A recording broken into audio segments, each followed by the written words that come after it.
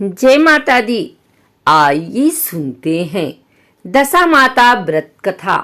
पूजन विधि। दशा माता व्रत 17 मार्च 2023 की चैत्र मास के कृष्ण पक्ष की 10वीं को दशा माता का पूजन एवं व्रत करते हैं। होली के दूसरे दिन से ही दशा माता का पूजन एवं कहानी पूरी 10 दिन सुनी जाती है। प्रतिदिन प्रातः स्त्रियां स्नान आदि से निवृत्त हो पूजन सामग्री लेकर दशा माता का पूजन करती हैं। एक चौकी पर पीली मिट्टी से एक 10 कंगूरे वाला गोला बनाते हैं।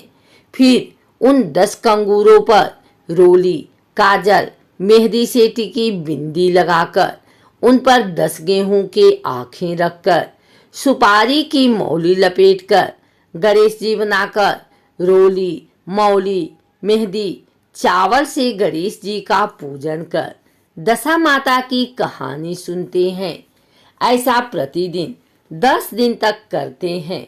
जो सूत की कुकड़ी हल्दी की गांठ होलिका दहन में दिखाते हैं, उसी कुकड़ी को 10 दिन कहानी सुनाकर पूजन कर 10 तार का डोरा बनाकर उस पर 10 गांठ लगाकर कहानी सुनने के बाद गले में पहन लेते हैं। अगले दिन दशा माता व्रत करते हैं। फिर नया डोरा बनाकर पूजन कर दूसरा सूत का डोरा पहनते हैं। इस दिन व्रत रखा जाता है। एक ही समय भोजन करते हैं। दशा माता चैत्र के महीने में कृष्ण पक्ष की रात में ब्राह्मण नगरी में सूत की कुकड़ी से बने डोरे दे रहा था। रानी महल के झरोखे में बैठी थी। रानी ने दासी से कहा, ब्राह्मण को बुलाकर पूछो कि वह नगरी में काहे का डेरा डाल रखा है। दासी ने पूछा तो ब्राह्मण बोला, चैत्र कृष्ण पक्ष की 10वीं तिथि को दशा माता व्रत है, इसलिए दशा माता व्रत के डोरा नगरी में दे रहा हूँ। रानी ने भी ब्राह्मण से पूछा, इस व्रत को करने से क्या होता है। तब ब्राह्मण ने कहा, इस व्रत को करने से अन्न, धन, सुख संपत्ति आती है। प्रतिदिन प्रातः स्त्रियां स्नान आदि से निवृत्त हो पूजन सामग्री लेकर दशा माता का पूजन करती हैं। एक चौकी पर पीली मिट्टी से एक 10 कंगूरे वाला गोला बनाती हैं।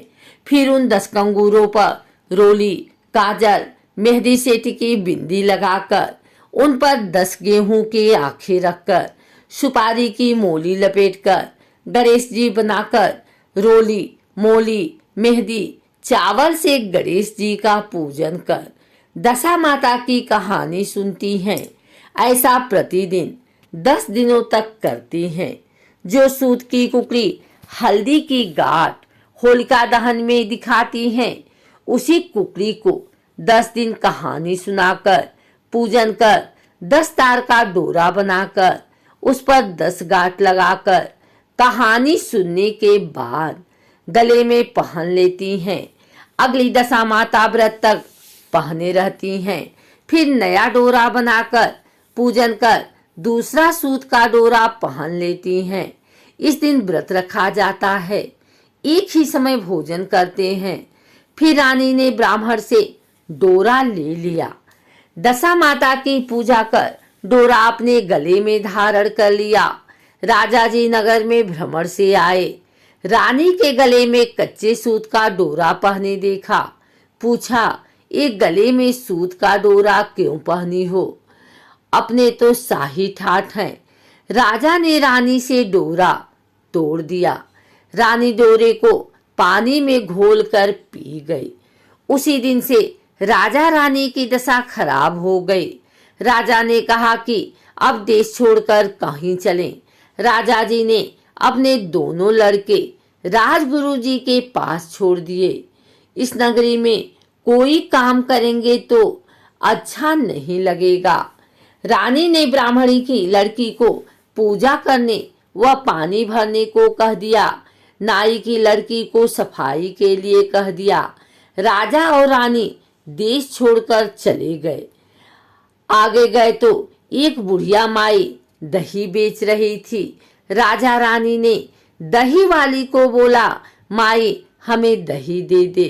तभी माई के सिर से मटका गिरा और फूट गया। दही वाली राजा रानी को कोसने लगी। आगे गए, एक नगरी में विवाह हो रहा था। कुम्हार कुम्हारिन चौरी लेकर डुला रहे थे। राजा व रानी बोले, हम भी चलें। इतना कहते ही उनके हाथ से चवरी गिरकर टूट गई। राजा वहां से अपने मित्र के गांव पहुंचा। वहां पर राजा को एक कमरा में सोने के लिए दिया। उस पर एक खूंटी पर 9 करोड़ का हार लटका हुआ था। उसे मोरनी निगल गई। रानी को यह देखकर बहुत आश्चर्य हुआ कि देखो, मोर का बना हुआ चित्र ही हार निगल रहा है। राजा जी और रानी ने यह सोचा अब यहाँ रहना उचित नहीं है, इसलिए वे रात्रि में ही वहां से कहीं दूसरी जगह जाने लगे। प्रातः राजा का मित्र उठा तो उसकी औरत बोली कि आपका ऐसा मित्र आया जो मेरा हार चुरा कर ले गया। फिर मित्र ने अपनी औरत से कहा कि ऐसी कोई बात नहीं है, उसकी दशा खराब है। आगे गया तो रास्ते में बहन का गांव आया। वह विश्राम करने के लिए उस गांव की सरोवर की पाल पर बैठ गया। दासी ने देखा और रानी को जाकर बोली कि आपके भैया भाभी सरोवर की पाल पर बैठे हैं। बहन ने पूछा कि कैसी हाल में हैं? दासी ने कहा, हाल अच्छे नहीं हैं। बहन बोली कि उन्हें बोलना कि वह वहीं रुके, मैं वहीं आ रही हूँ। रानी दासी के साथ वही भोजन ले गई। भाई ने भोजन किया, लेकिन भाभी ने खड्डा खोदकर वहीं गाड़ दिया। आगे एक गांव आया, वहां तीतर उड़ रहे थे। राजा ने तीतर पकड़ा और रानी से कहा, अब इन्हें सेक कर खाते हैं। राजा ने तीतर सेके और सिके हुए तीतर उड़ गए। राजा जी बोले, हमारी बहुत ही खराब दशा है। आगे गए तो एक बाघ आया। वहां दोनों एक बगीचे में जाकर बैठे और बगीचा हरा हो गया। माली ने दोनों को कहा कि तुम दोनों कौन हो? ये 12 वर्ष का जला हुआ बाग हरा हो गया।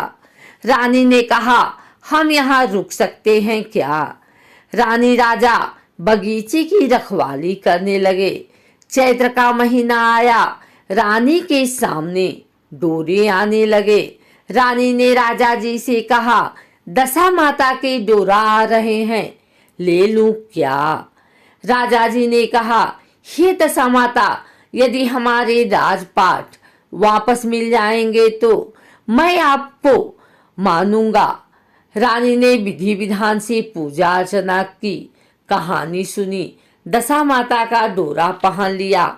दशा माता की कृपा से पास के नगर में एक राजा की राजकुमारी का स्वयंवर था। माली को फूल लेकर जाना था। उसने राजा जी को भी अपने साथ ले लिया। जब माली के साथ फूल लेकर स्वयंवर में गए तो राजकुमारी ने उन्हें माला पहना दी। आसपास के राजाओं ने बहुत विरोध किया। माली के साथ आए हुए को गोबर के परिंदे में चुनवा दिया। तब भी राजकुमारी ने उन्हें ही माला पहनाई। फिर राजकुमारी के पिता ने 2 घोड़े मंगवाए, भोटी तलवार दे दी और काट खाने वाला घोड़ा दे दिया। राजा जी के पीछे पीछे चल पड़ा। काट खानी तलवार तीखी हो गई और काट खानिया घोड़ा सही हो गया। राजा जी ने शेर का शिकार कर लिया। राजकुमारी के पिता ने गाजे बाजे से बहुत सारी धन दौलत देकर विदा किया। राजा जी ने बताया कि मेरी एक और पत्नी है, उसके साथ लेकर चलेंगे। राजा जी दोनों रानियों के साथ गाजे बाजे से चले तो दही बेचने वाली मिली।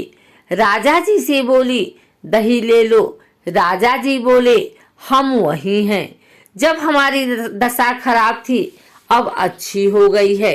दही वाले को बहुत सारा धन दे दिया। आगे गए, कुम्हार का घर आया। वहां कुम्हार चौरी लेकर जा रहा था। राजा रानी गए, वैसे ही टूटा हुआ कलश वापस जुड़ गया। तब कुम्हार बोला, थोड़े दिन पहले एक राजा रानी आए थे, चौरी टूट गई थी। तब राजा बोले, पहले भी हम ही थे, तब हमारी दशा खराब थी, अब हमारी दशा अच्छी हो गई है। आगे चले तो मित्र का गांव आया। राजा बोले, हम उसी कमरे में ठहरेंगे जहां पहले ठहरे थे। उसी कमरे में ठहरे और आधी रात को मोरनी ने हार उगलने लगी तो रानी ने कहा, अपने मित्र को बुला कर लाओ। मित्र ने देखा और अपनी पत्नी की तरफ से माफी मांगी और कहा, औरत की बात पर मत जाओ। आगे जाकर देखा तो बहन का गांव आया। दासी पानी भरने आई और देखा, रानी को जाकर कहा, आपके भैया भाभी आए हैं, उनकी हालत भी अच्छी है। तब बहन वहां गई और बोली, भाभी घर चलो। तो भाभी बोली, नहीं बाई जी, हम तो आपके घर नहीं चलेंगे, आपको शर्म आएगी। भाभी ने खड्डा खोदा तो वहां सोने के चक्र निकले। बहन ने भाई की आरती उतारी। भाई ने सोने के चक्र बहन को दे दिए और अपने नगर में आए तो वहां की प्रजा अत्यंत प्रसन्न हो गई और सारे गांव ने राजा रानी का स्वागत किया। राजा जी के आते ही हवेली के कंगूरे सीधे होने लगे तो राजा जी ने कहा कि हे दशा माता, पूरे कंगूरे सीधे मत होवे।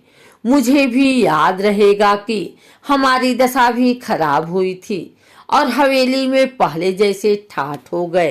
राजा जी ने नाई और ब्राह्मण की लड़की का धूमधाम से विवाह करवा दिया। राजगुरु जी ने दोनों राजकुमारों को राजा रानी को सौंप दिया। राजा जी और रानी बहुत प्रसन्न हुए। हे दशा माता, जैसी राजा की अच्छी दशा आई वैसी ही सब पर अपनी कृपा रखना।